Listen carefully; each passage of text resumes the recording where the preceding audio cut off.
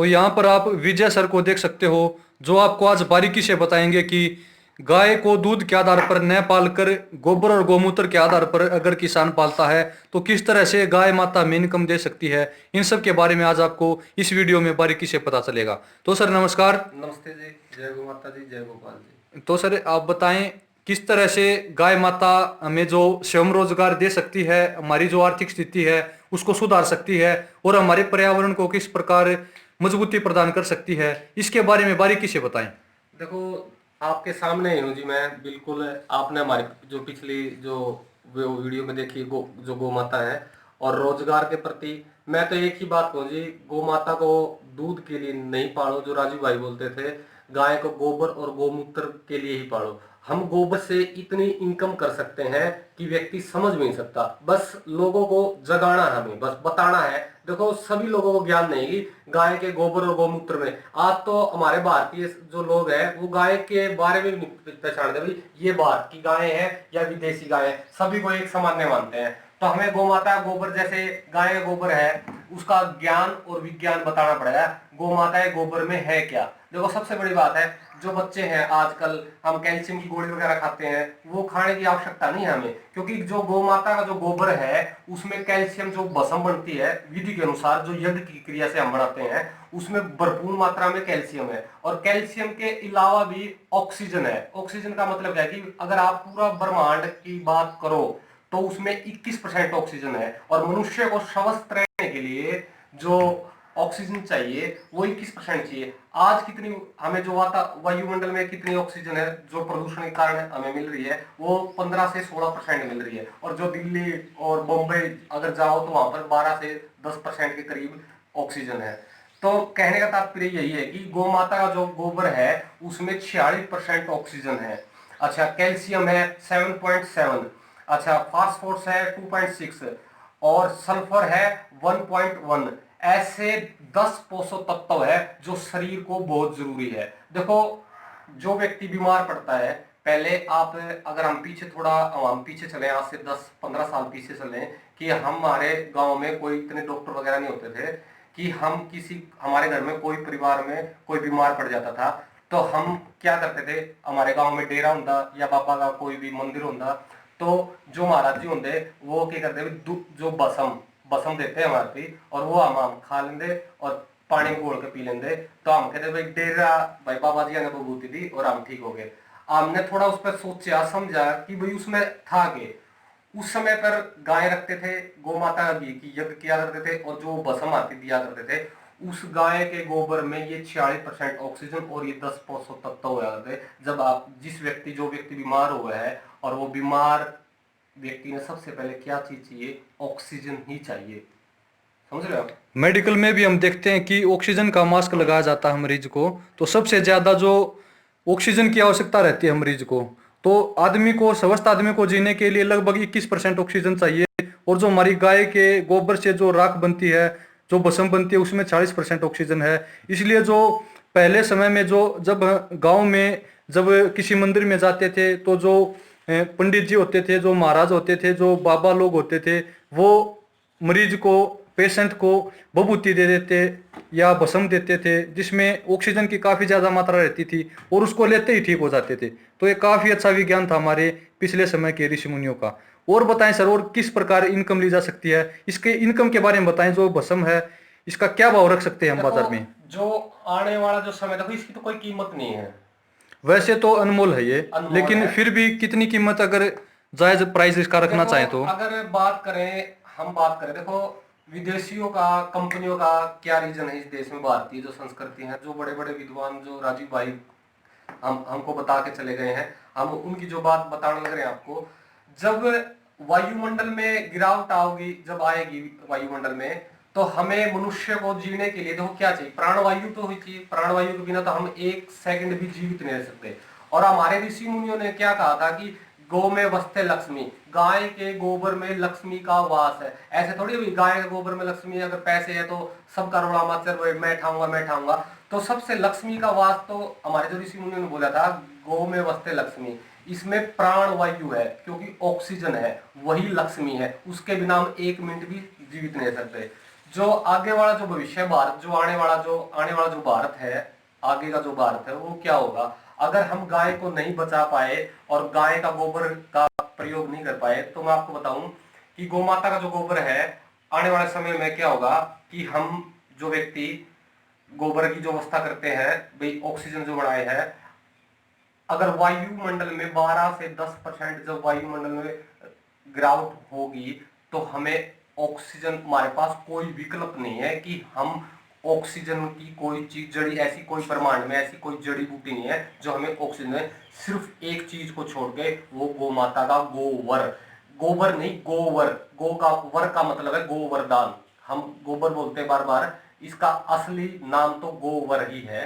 जो गाय का गोबर है वो हम प्रयोग करेंगे, विकल्प एक ही रहेगा, और उस समय तक हम गाय को खो देंगे, भारत के लोग उस समय तक गाय को खो देंगे। और जो विदेशी कंपनियों का जो व्यवस्था है चली हुई है, हमारे देश में एक ही व्यवस्था होगी कि 1 लीटर ऑक्सीजन, आप अगर आप देखो, अगर सोचो, अगर आप 1 लीटर ऑक्सीजन हॉस्पिटलों में पिलाई जा रही है, तो उसकी अगर कॉस्ट करो तो 1 लीटर ऑक्सीजन की लगभग 3,500 रुपये ली जा रही है। और अगर आप गौ माता की गोबर की जो राख है, उसकी जो चुटकी 1 गिलास पानी मिला दोगे, तो उसमें भी 1 लीटर ही ऑक्सीजन तैयार होती है। तो इसकी जो ये डब्बा है, इसकी कीमत क्या करें आप बताओ।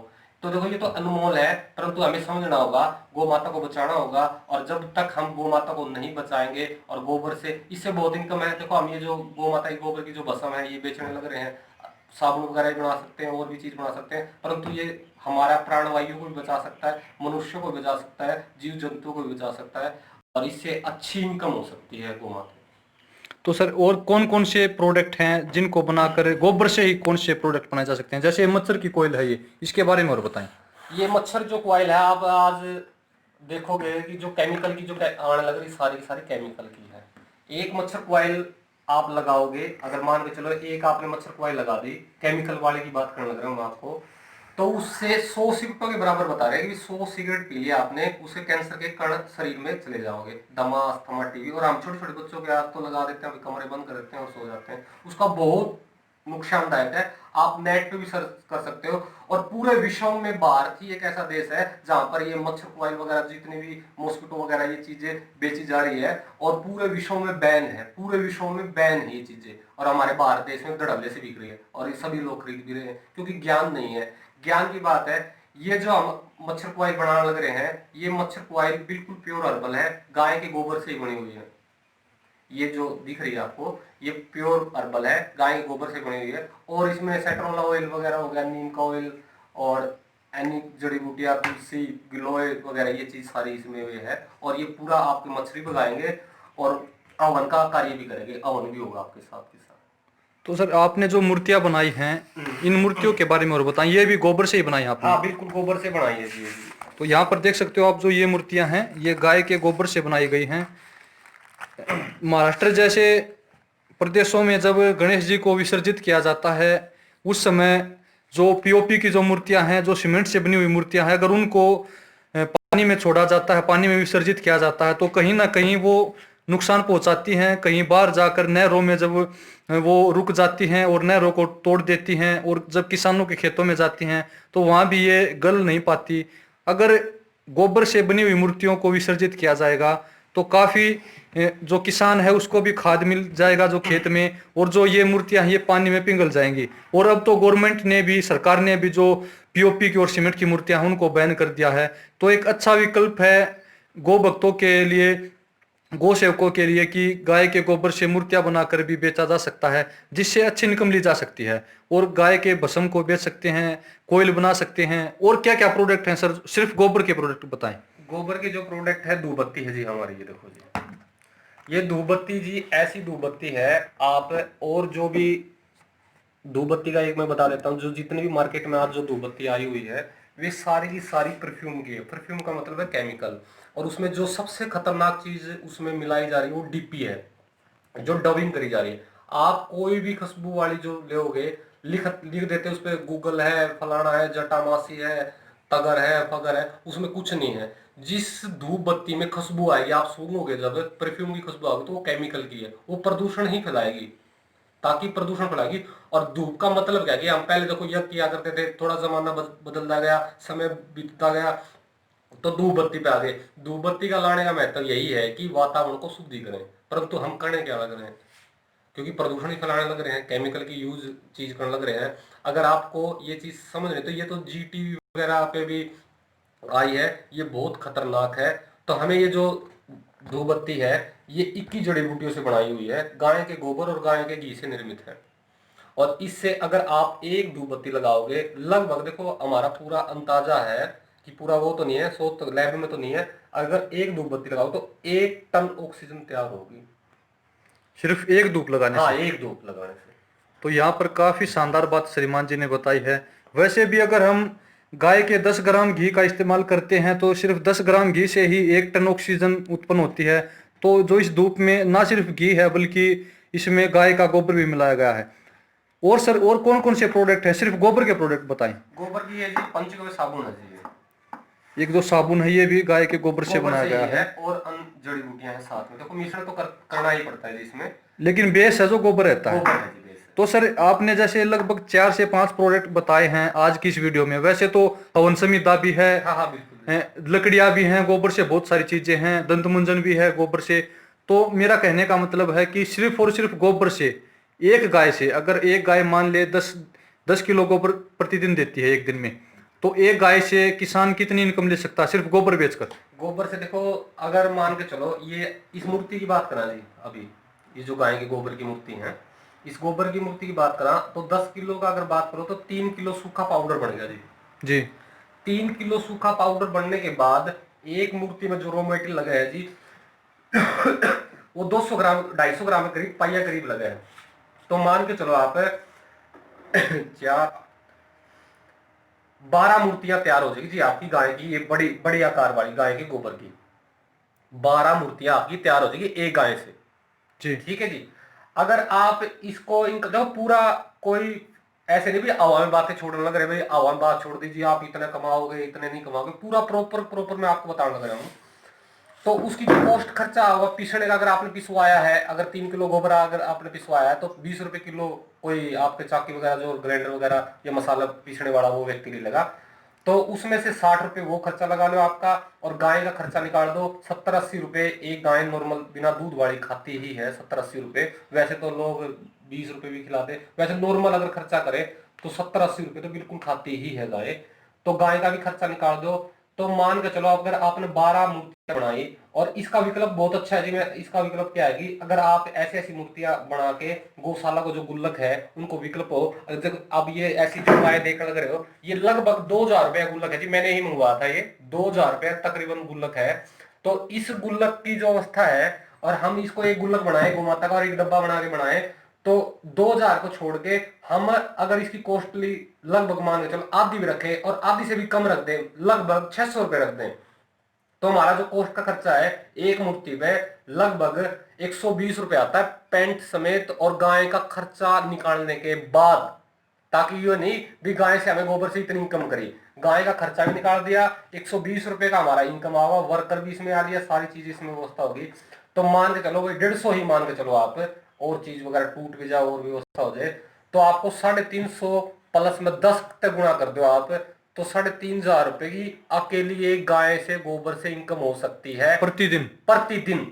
देखो ये तो विज्ञान आपके पास सपट है, आप देख सकते हो कि हमें 10 किलो गोबर में से 3 किलो गोबर सूखा रहा और उसमें से 12 मूर्तियां बनी, 12 मूर्तियां की जो हमें जो कॉस्ट व्यवस्था करी है वो प्रतिदिन 3 से 3500 रुपये हम कमा सकते हैं, और गौ माता को ये ज्ञान और ये विज्ञान बता सकते हैं, और बहुत ज्यादा इनकम है। और सभी गौशाला बना दी, दान पात्र तो सभी को चाहिए, एक तो 2000 रुपए में चाहिए, एक 600 रुपए में हम कराए।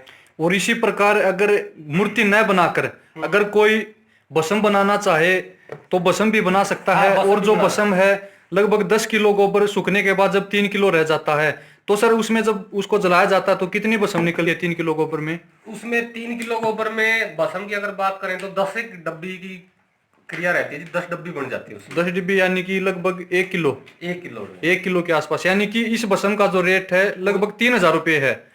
3000 रुपये के आसपास आप इस भस्म का जो रेट है 3000 से 4000 रुपये तक रख सकते हो।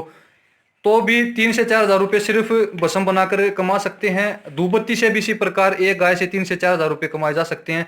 यह सिर्फ हमने गोबर की बात कही है। इसी प्रकार आप आगे आने वाली वीडियो में गोमूत्र से किस प्रकार हम इनकम ले सकते हैं इसके बारे में भी जानोगे। तो आज की इस वीडियो में आपने जाना कि किस प्रकार गोबर से इनकम ली जा सकती है।